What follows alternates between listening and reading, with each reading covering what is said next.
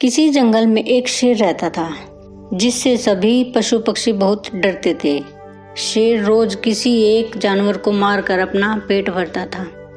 उसी जंगल में खरगोश, कछुआ, बंदर और हिरण ये चारों पक्के और सच्चे दोस्त थे जो हमेशा हर जानवर की मदद करने को तैयार रहते थे। एक दिन एक भेड़िया उस जंगल में पहुंचा। रास्ते में उसे भालू मिला। भालू ने उसको जंगल के सारे कायदे कानून बताए कि यहाँ का राजा शेर रोज एक जानवर को मार कर खाता है, उससे बचकर रहना। चालाक भेड़िए ने सोचा, शेर से मित्रता करके उसका हितैषी बनकर उसका दिल जीतना चाहिए, इससे मेरी जान तो बच जाएगी। भेड़िया शेर की गुफा में गया और सोए हुए शेर के पास बैठ गया। शेर नींद से जब जागा तो भेड़ियों को खाने को उद्यत हुआ। भेड़िए ने कहा, महाराज, पशु लोक से पशु देवता ने आपकी सेवा के लिए मुझे भेजा है। अब आपको शिकार पर जाने की जरूरत नहीं, आज से आपको मैं शिकार ला कर दूंगा।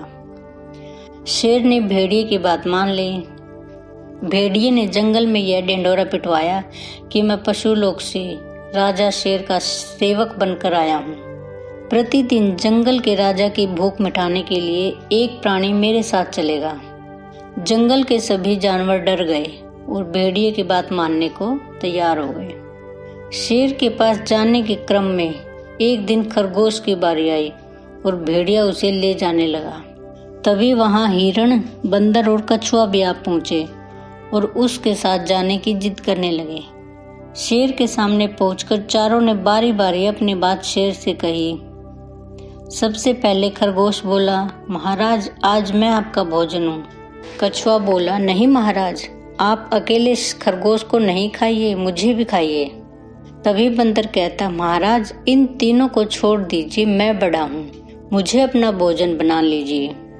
इतने में हिरण बोल पड़ा, महाराज, इन तीनों को छोड़ दीजिए, मैं अकेला ही तीनों के बराबर हूँ, आप मुझे अपना शिकार बना लीजिए।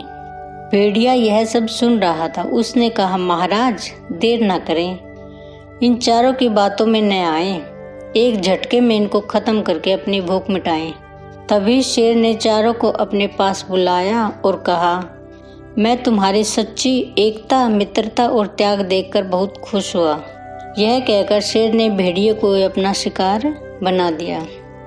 इस कहानी से हमें शिक्षा मिलती है कि दोस्तों, किसी भी कार्य में सफलता पाने के लिए आपसी एकता होना बहुत जरूरी है।